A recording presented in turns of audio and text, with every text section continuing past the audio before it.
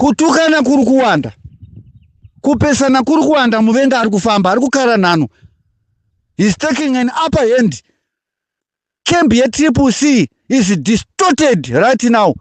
Camp MDC is utterly distorted right now. You are busy making fuck ups muchipopotedzana muchinetsana. But ruling elite iri kutongorwa nhano iri kuenda. Who is going to stop them? Who is going to put the mass in position, red alert, to defend themselves in Muchimborwa? Dai zvirizo zvainga zvichitwa navankomo nana Tombogara nana Mugabe nana Chitepo voenda kuZambia busy kurwa ikoko pachezvavo, busy kumhanyisana vari kutete ikoko kuMozambique vachirwa. Vadai vakaita mari, vakajivha maresults, vakadai vakajivha maresults, nyika yacho yeZimbabwe ingadai yakasunungurwa. Kafriction kakambove pasi, vakakaresolva, vakabatana, vakatanga kuita sei kufamba pamwe chete. Zipura nekuko chiwondomora, ZANU nekuko chiwondomora, ndobvatapinda.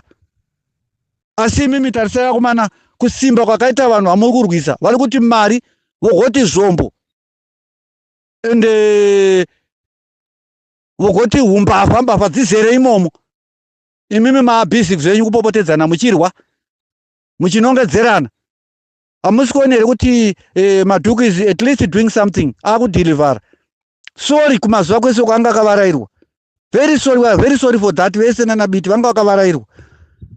Ende vakuzoona kuti tanga tiri ku wrong side. Saka iko zvinezvi zvavakuita izvozvi izvi, vari kugonera munhu wese ari muZimbabwe ngavaende mberi. Vari kuda ngavavatevere. Scala, he has been playing his part. Hapana chakaipa. Muri kungoona kuti ari kugana support. Izvezvi muri kungozoona mega. Ndikakuudza ndikati ukaopoza Maduro muZimbabwe wamugare.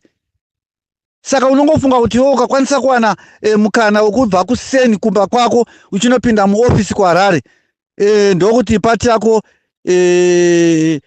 iwane support yakakura stereka. Hazvina zvazvinobatsira. Scala is out of Zimbabwe, but vanhu support yaakuwaneko zvine zvinotyisa. Imimi chimboita zvemaofisi ndoamanga muchirwira nguva dzese. Hanta ana Manzora vairwira maofisi, vanga vasiri kurwira kuti Zimbabwe isunungurwe, ende vanga vasiri kurwira kuti kodzero dzevanhu dzichengetedzwe. Vairwira midhuri, ana Manzora, midhuri, madeski nemacheya nemagurobhu, malights nemaswitch, ndozvanga vachirwira. Saka kana vachinge vazviwana, what next? Kukurumidza kupinda muZimbabwe nguva isina kukwana. I'm very sorry for that. Asi handisi kuti Manzora ndomuvenga ndomutuka, handimude. He's a Zimbabwean like myself.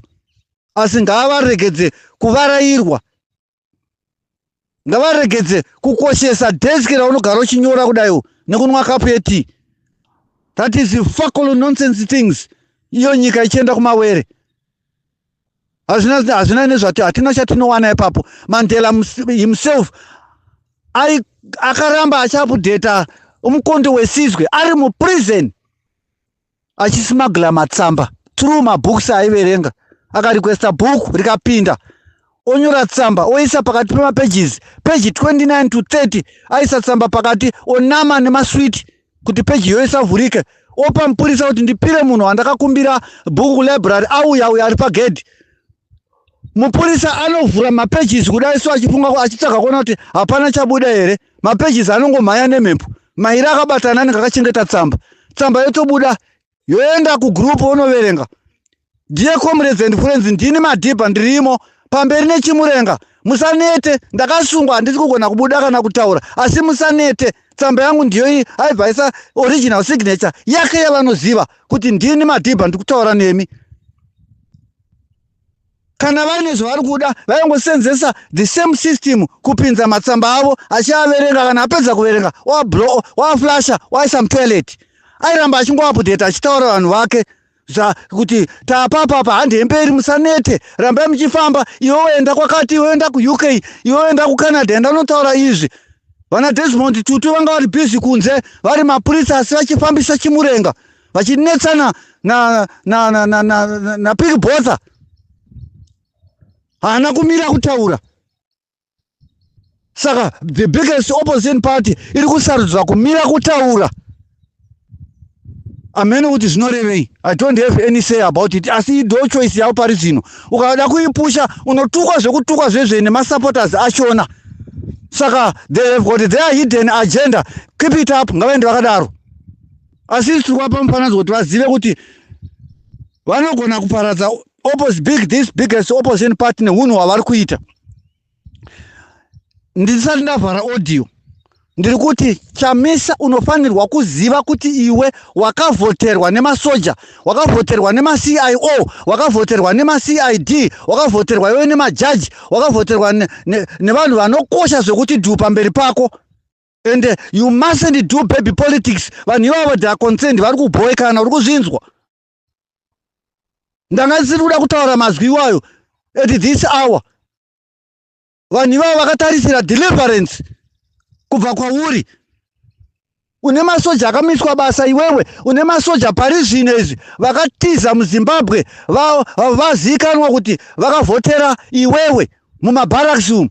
Ndofunga ndakambozvitaura machannels zvinhu izvozvo kuti vanhu ivavo vakarasikirwa nebasa, vamwe vacho vakatourayiwa, vamwe vacho vakatiza vachiziva kuti zvinhu hazvisina kutimirira zvakanaka. Paiswa censorship namadhuro akaziva kuti baraki rakati kwaitwa zvakati kwaitwa zvakati, mapurisa anga aita zvakati. Vanhu ivavo they are at loggerheads, they are at war namadhuro vamwe vacho iko zvino.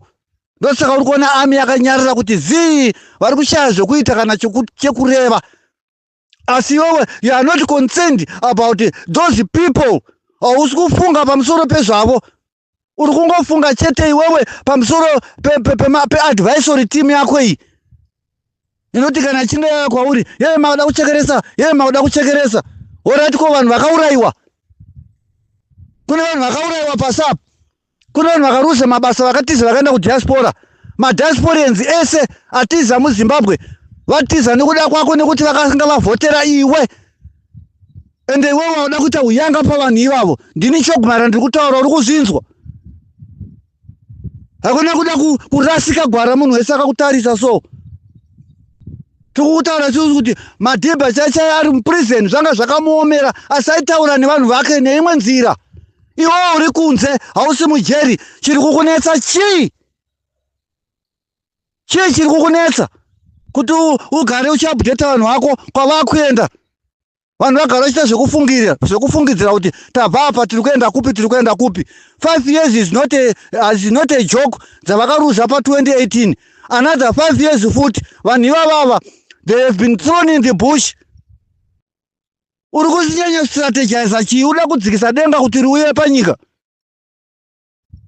Uda kuzviita mwari iwe pamusoro pevanhu vakaurayiwa. Indawo usiri kwanzwira tsitsi. Isusu tiri kurevolution, isusu tiri platform yema-opposition leaders. Tiri platform yeZANU. ZANU inofanirwa kuti iwondomorerwe pasi zvichibva kwatiri isusu revolution mass yeZimbabwe. We are going to pave a way, otherwise muZANU PF mune mutungamiriri akaropafadzwa. Dzimweni dzenguva ndiwe, dzimweni dzenguva munhu wacho pamwe ndibiti kana kuti ndimadhuku. But isu tiri platform yekuti haikona yekusilensa vanhu vari paground. Musatyisidzire vanhu vari murevolution. Vanhu havari tori murevolution already. Imi muri kuadzorera kumashure. Takasiyana papi? Patakasiyana. Iwe uri kufunga vanhu vese vawina ikoko kuadversary yako ndiyo yega yakakuvhotera. Vanhu vari ku-UK vakavhotera iwewe. Vanhu vari ku-South Africa vakavhotera iwewe. Vanhu vari muHarare vakavhotera iwewe. Army ikavhotera iwewe vazhinji vachona. Vakazikanwa kuti vaita uyanga. Ende uda kuvaona nenzira isiriyo. Damn it. Unofanira kuteerera zvakakwana kutaura kwevanhu. Leader haarwe nevanhu vanomusapota. Ukatinzwa tichipopota, you ought to be quiet. Wodhirivhara chinyararire. Kumusha uku Donald Trump akawana vanhu vachimupengera kuti uri kunyarara sei une vana vedu vari kuhondo kuMiddle East vakanga vachipopota vanhu ivavo. Donald Trump haana kurwisana nevanhu vake, asi iwe Chamisa vanhu vako vari kuita noise. Vanhu vako vakutozopedzera vakutiza kwauri vachienda kuZANU straight away. Nekusanzwisisa kuripo pakati pauri. Thank you very much for a moment.